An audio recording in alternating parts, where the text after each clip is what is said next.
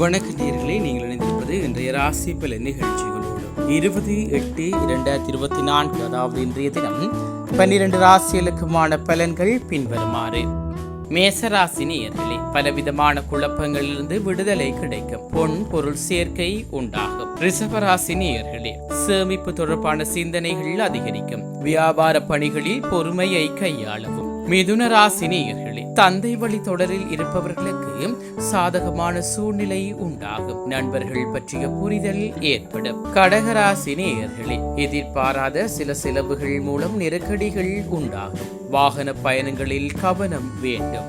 சிம்மராசி நேயர்களே, மனதில் புதுவிதமான சிந்தனைகள் ஏற்படும். எதிர்பாராத சில செலவுகள் மூலம் நெருக்கடிகள் உண்டாகும். கன்னிராசி நேயர்களே, பயணங்களில் முக்கியத்துவத்தை அறிந்து மேற்கொள்வது நன்மையை ஏற்படுத்தும். பொறுமையுடன் செயற்பட்டு எண்ணிய காரியங்களில் வெற்றி பெறுவீர்கள்.